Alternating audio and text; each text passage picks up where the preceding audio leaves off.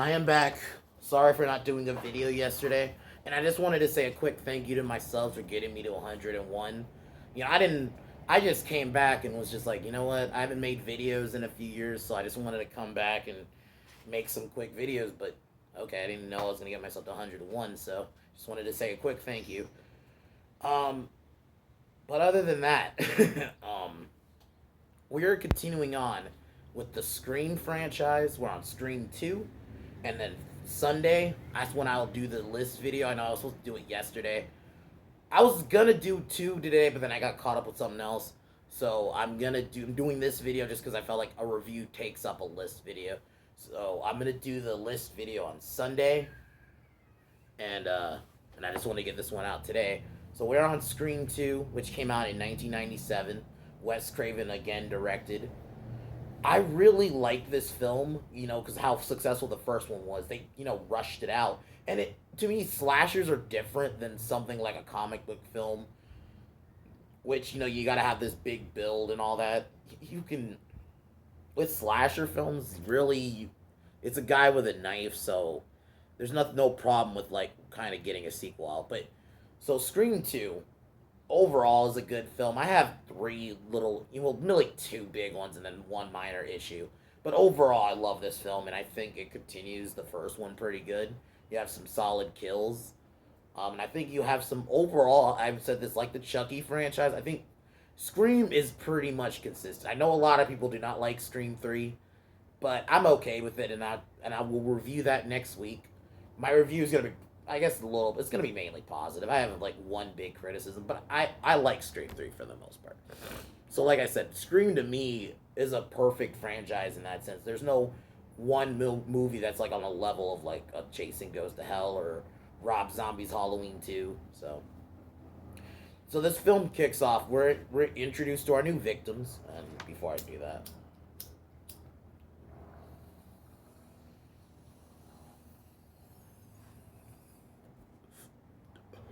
so we're introduced to Maureen Evans, played by Jada Pinkett Smith, and Phil Stevens, and played by Omar Epps. So this movie has a pretty good cast, I think, for the most part. Besides Derek, Kate Sidney's boyfriend. But continuing on, so they go to the movies to go see Stab, which Stab basically the events of the first film, and they made it to a movie. I actually really, when I first watched it, I first watched this not long after I watched the first, and I was like, okay, I didn't really think about it like that, but how interesting it is, like, because that is kind of reality. Like, yes, somebody would make that into a movie, you know, and so it's a little bit of that meta on that commentary on that kind of culture. I didn't catch it at the time, but yeah, I really like that. So they went to go see Stab. Uh, um, while Marine went to go get coffee, not coffee, some movie theater, stupid. Get soda and popcorn. She comes back. Phil scares her really quick. Then he decides he has to go to the bathroom. He then goes to the bathroom. I the stall next to him. He's hearing laughing, and then I guess he puts his head, and then gets killed by getting stabbed through. There's a little bit of an issue. Like, I'm all like, I can suspend disbelief, but like I said, same with the Tatum kill from the first one. This one I'm kind of calling bullshit on. One, I don't think that knife would have gone all the way through that material, that stall thing. I mean, I would suspend my disbelief more if this was like Friday the 13th or even Halloween, because Michael and Jason are that strong, especially Michael in like the later films. Fucking Ghostface is just a regular dude, and I'll just spoil it. It's a 20-year-old movie. Mickey, played by Timothy Olyphant, who I'll talk to about later. He's the killer. So it's just some college kid. You're gonna have me believe some college kid gets stabbed through the wall like that. And then the other issue is, how would he know where his head is? Like the exact spot where his head is. But whatever. So he kills him. Ghostface puts the costume back on, and I get it. I should have maybe built it up, but this movie's 20 years old. 24 years old, because this film came out a year after. So this is a 24-year-old movie. Sorry, it's not that much of a spoiler. I would have said it later anyway. So Ghostface kills him. Then puts on Phil's clothes, and then fucking kills Marine in front of everybody. I really thought this kill was really good. Not as obviously not as great as like the opening of the first film, but this one was really good. Just in front of everybody who were in costumes, they think it was part of the movie. You know, the like a stunt for the film for Stab. So that was pretty cool. So she dies. This is where we're reintroduced to Sidney Prescott, and her roommate. Um, fuck, can't remember her name, but it'll probably come up when I'm gonna look at this thing really quick. Hold on. Hallie just came up. Never mind. So we're introduced to her roommate Hallie, and then this is where they learn about the murders. Sydney gets ready, she leaves, and then this is where we have this pretty good scene, kind of funny scene with Mickey, our killer, and Randy. You know, where they talk about like because Mickey thinks the movie's what caused the killing because Stab came out, and then they have a funny debate about sequels, a little commentary on sequels. So pretty funny scene, honestly. Then Randy and Sydney have a conversation because Sydney thinks it's happening again, but Randy's trying to say, no, no, no, it's not that big a deal. And then this is where we're introduced to her boyfriend, Derek, played by Jerry O'Connell. Jerry O'Connell's not a bad actor. I'm gonna reiterate that. Not a bad actor. I think he was in that movie. Fuck, it's a kid's Stand by Me. Yeah, he was in that as a kid, and I think I've seen him in other stuff. It's just he does. I don't feel like he fits in Scream. His character to me, the way he plays Derek, he seems like a boyfriend in like a comedy, or he's like the main character in like a comedy movie. You know what I mean? He doesn't feel like he would fit in the Scream universe. I think maybe if they got a different actor. And then also, it was too obvious they were making a red herring. Another thing I should mention in the original script, it was supposed to be him and Hallie. Like, they had a secret affair, and it was him, but I bet Wes partially probably is like, we already kind of did the boyfriend being the killer already. So that's, and it also got leaked, so they changed it. But I don't think that, I think that's partially why. I bet it's probably because how good of a creator Wes Craven is. He's probably like, oh, we already kind of did the boyfriend already. Why? Well, it's kind of predictable at this point. So I think it was a good move. 'Cause Derek wouldn't have pulled off being a killer. But they made it very obvious he was the red herring. Him and Cotton. So, so they kiss, and then they get introduced to the group. And then this is where we're reintroduced to Gail and her cameraman. I think his name is Joel. Yeah. And I thought Joel, for the short time he's in this film, he doesn't die, but it was just he was kind of funny for the little short time he was in. And then this is where we're introduced to Debbie Salt, played by a Roseanne actress. Fuck. I can't think of her name, but she's played by a Roseanne actress. That's all I know. But she tries to talk to Gail, and Gail kind of blows her off. Gail asks the police chief some questions, and then this is where Sydney sees Dewey again, and they have a little conversation. I thought it was a pretty good scene between the two. You kind of get reacquainted with them. Then Gail and along with Cotton, played by fucking man, I forget a lot of names. I'm just gonna look up something really quick.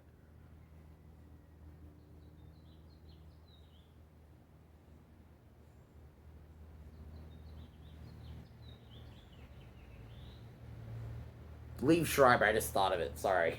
I'm like, I'm also kind of like got like pre fucked up. So sorry.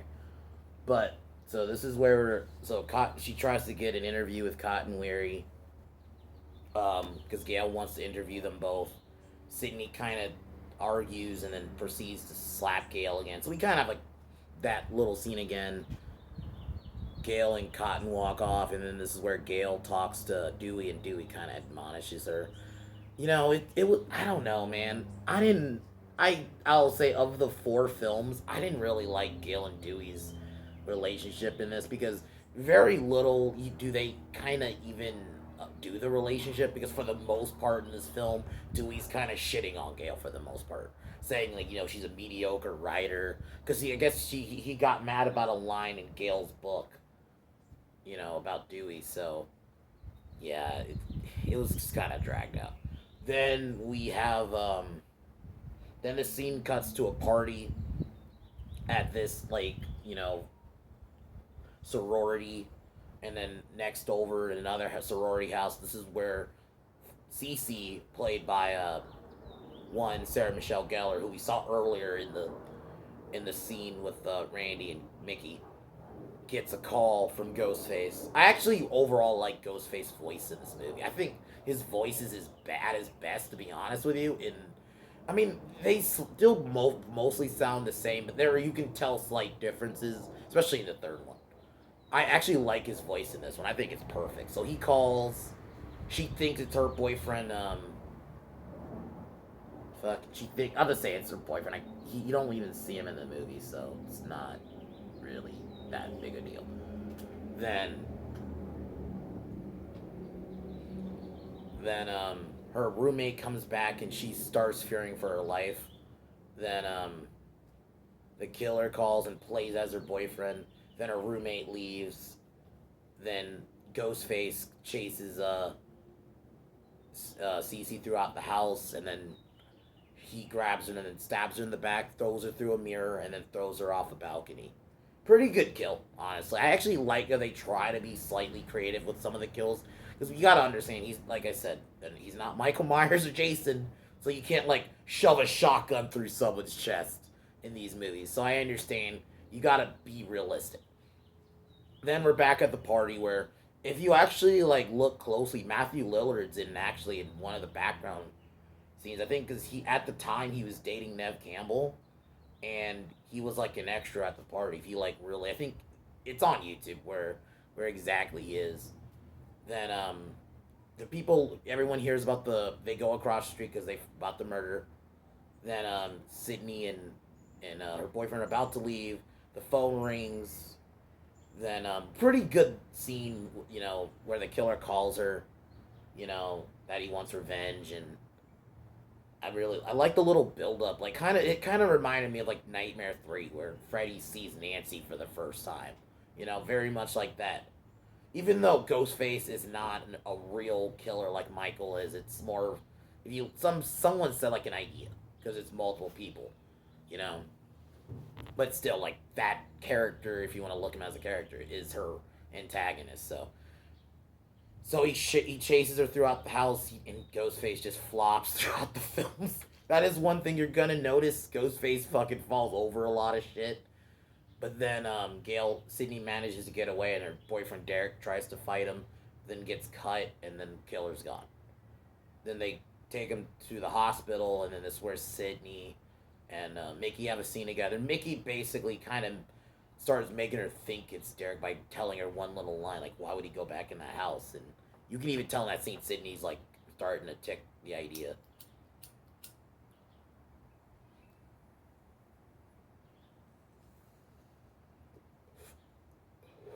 Then Gale, not Gale. Then we cut to a scene between they're they're bandaging up Derek's wounds, and pretty much Dewey starts aggressively questioning him because he thinks it's him. That scene happens, and then there's a scene between the cop, the chief, Dewey, and Gale.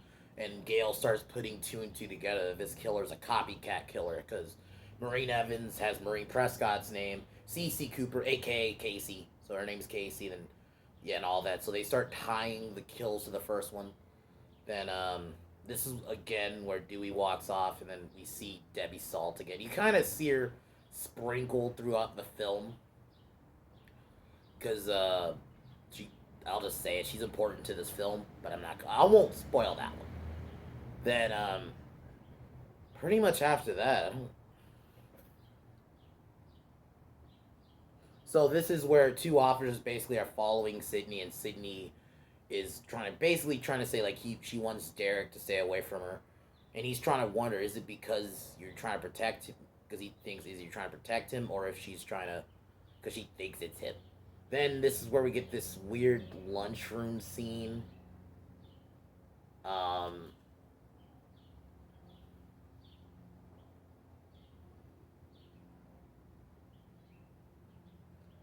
so yeah, so you have this scene where um, it's at the big lunch hall. Sydney talks about the cops, and then Derek proceeds to sing "I Think I Love You," which was on, I guess, Top Gun. Yeah, from Top Gun.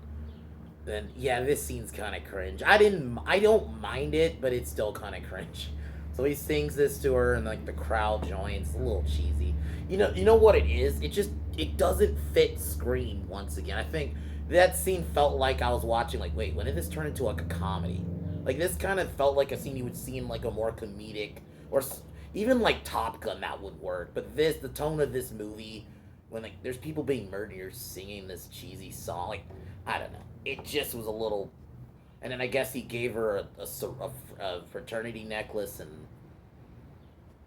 then she proceeds. She's in the school play, and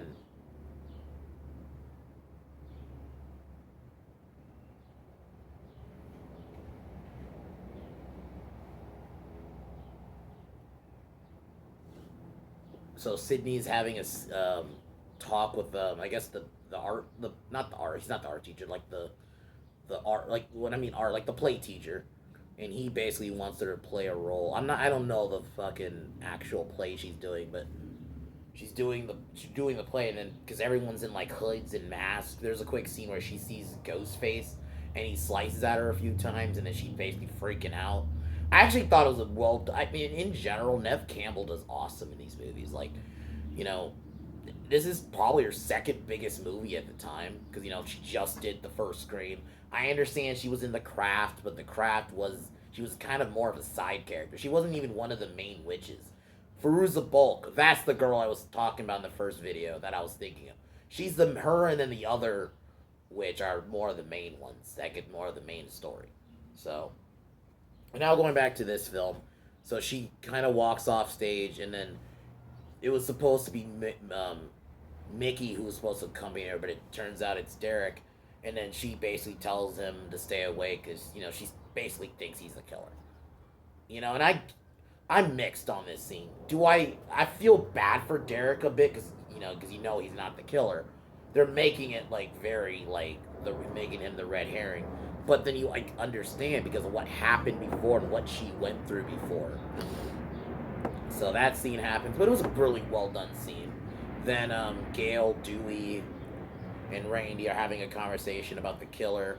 Then her Gail's cameraman Joel kind of walks off because he's like, I don't want to be talking about murder.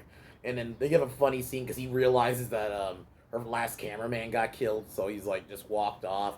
Then the killer proceeds to call him, and then they tell Randy to keep the killer distracted while they look for the killer.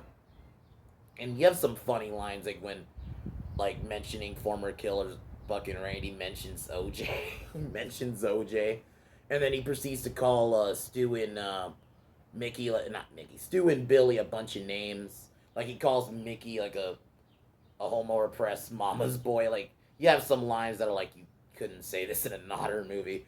So this is where I'm not a fan. He gets yanked into this van, gets killed, and then the killer walks off. And then Gail and Dewey and Joel find him dead in the van. I'm not a fan of Randy dying in this movie. I'm not. I mean, here's the thing. If they were gonna kill him, and I think I've talked about this with people, if they were gonna kill him, it should have been in the end. He should have had like a heroic death in the final act. Maybe because how much he always had a thing for Sydney. It should have been a scene where maybe he survives. Like you could have had it where he got attacked, but he survives his injuries, and then he reappears in the final act and tries to save Sydney or something. Then, I would have been fine if he died like that, not just getting yanked into a fucking van. I'm not a fan of that, and that is probably why in the next two films that probably Wes Craven didn't kill off any of the main three because he probably a lot of people weren't fans of Randy dying, so he's like, okay, I'm not gonna kill off any of the three. I still disagree. I think one of the three should have died. If not in the third film, definitely in the fourth one, which I am going to talk about when I get to the fourth one. But I don't like Randy just dying, just getting yanked in a van, just getting stabbed. And you just hear him. You don't even necessarily actually see him. You don't see his face when he's getting killed. You just kind of hear him grunting. You mainly see the killer stabbing him, but not actually like the knife going into his body and like his face. I would have. I don't know.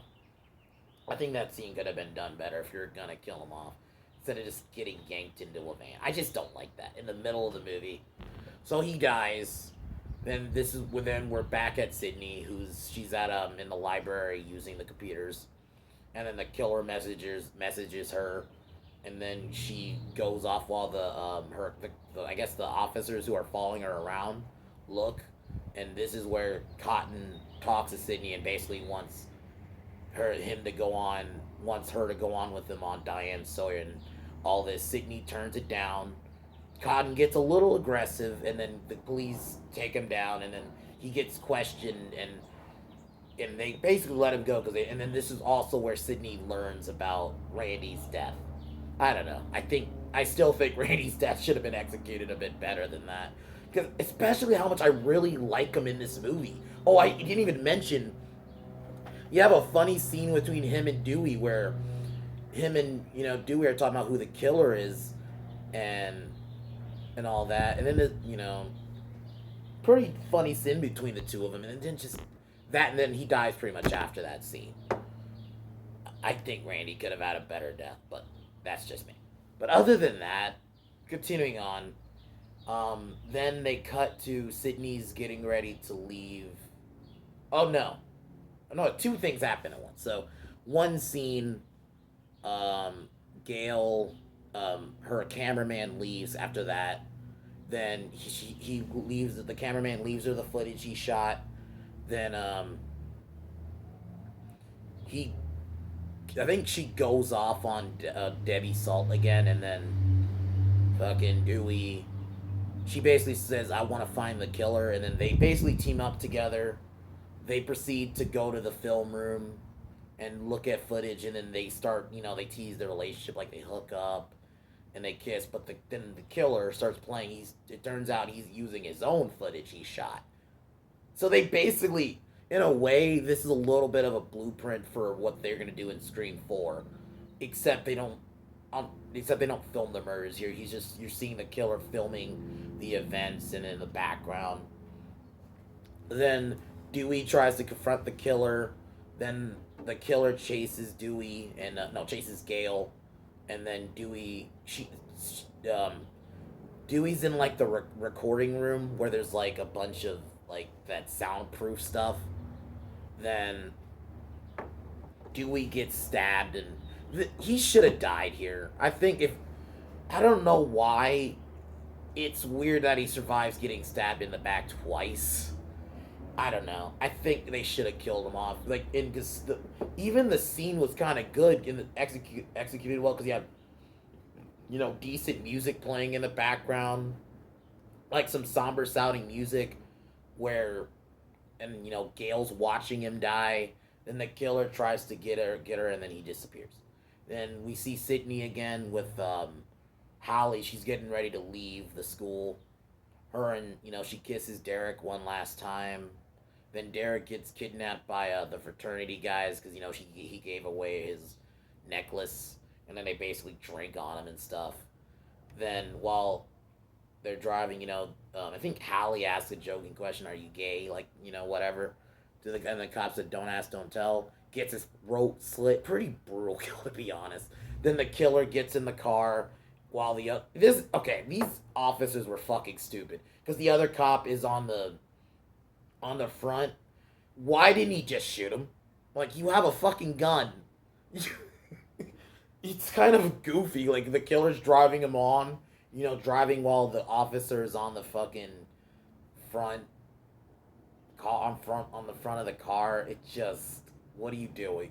You have a fucking gun. Shoot him.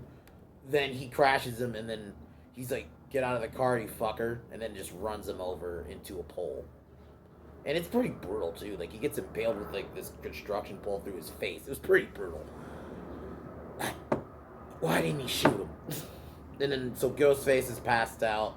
Sidney climbs out of the car. So does Hallie. But Sidney wants to go back and unmask the killer. And I'm with Hallie. Why? Just run.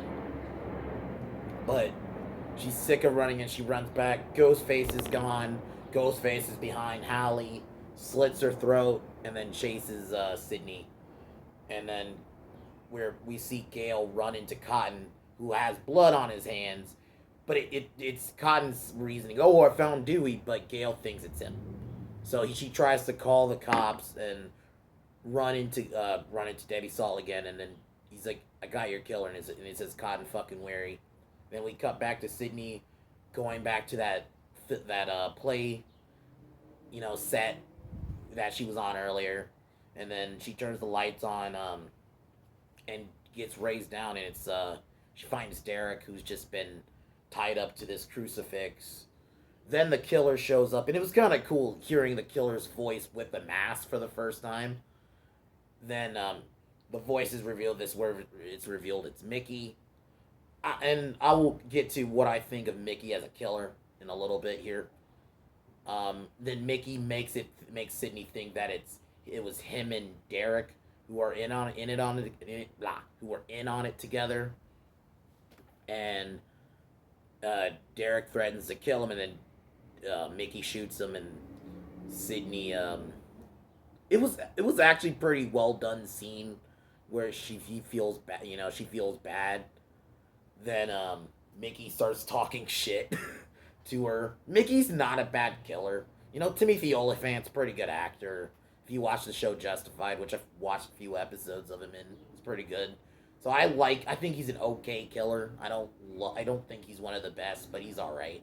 And his motive is he wants a trial. Then this is where we get a reveal of a second killer after Sidney tries to fight back but loses. It turns out Debbie Salt is Mrs. Loomis because Sidney recognizes her. It's Mrs. Loomis who has a gun on Gale. And then Mrs. Loomis basically turns on Mickey, because she was only using him. So he shoots Mickey, and then Mickey shoots Gale, but not killing her. So Gale gets incapacitated. So it's just Sidney and Mrs. Loomis. And Mrs. Loomis' real reason is revenge. And here's the problem with this. And this now we're getting to my second biggest issue with this fucking movie. I think it should have just been Derek. Honestly, you didn't. I get it. Wes Craven wanted a big reveal like the first one, and writing wise, I guess on paper it makes sense. His mom would want revenge for her. Here's the fucking issue with it. Mrs. Loomis ran out on her son, all because her dad cheated on her. I'm sorry. You're a bad fucking mom. I don't fucking care. There's so many moms who their boyfriend or the baby daddy cheats, so you're just gonna run out on your kid because of that? That's dumb. Getting a divorce is one thing, but running out on your kid, and it's hard for me to feel bad. Like her's like when she's like, "You killed my son," and she's like almost tearing up. I'm like, I can't take it seriously because you ran out on your kid, all because the dad cheated. I'm not saying cheating's a good thing. Obviously, it's a bad thing. And if you want to break up with him and get a divorce, all good. But why the fuck are you running out on your kid and then expecting me to feel bad and you're trying to make it like, I want revenge? No. And I get what Wes was going for. He was going for, like, the Mrs. Voorhees reveal in Friday the 13th, the original. The problem is, Mrs. Voorhees was actually there for her son. So it makes you feel bad. I don't feel that with Mrs. Loomis. I felt like another thing is if they had shown more, and that was the other issue. You don't get enough of her as Mrs. Loomis. For the most of the film, we just see her as Debbie Salt. There should have been a scene where maybe if she was by herself, you could have had it to where like a reveal where okay, she is his mom, but the audience knows. That was the other issue. Wes Craven should have shot a scene where maybe she's by herself in a room and she has like a picture of Billy, and then you reveal that she's the killer. Because we didn't get enough of her. We only see her as this random news lady for a few, and she's only on screen for a few minutes at a time, and she's not as Mrs. Loomis. It doesn't work. That's my biggest issue with her whole reveal. It just, one, she's shitty to her kid. She ran out on her kid, and I'm supposed to feel bad, and it's supposed to be like giving me Mrs. Voorhees vibes when Mrs. Voorhees actually loved her son and didn't run out on him. And then we don't get enough of her as as Mrs. Loomis. We only know her as Debbie Salt, and she's on the screen for like a minute or two at a time. And Gail mainly curses her out for a second, and then that's it. We don't see her. It's so dumb. I love Wes Craven, but I just feel like there should have been a scene where the audience, knows who she is, but not the rest of the characters don't. I think that was the issue. That's my biggest issue with this whole Mrs. Voorhees, Mrs. Loomis reveal. So now Mrs. Loomis basically chases Sydney throughout the film. Sydney gets away, starts using a lot of the like plays, like effects, like dropping the boulder, dropping like a bunch of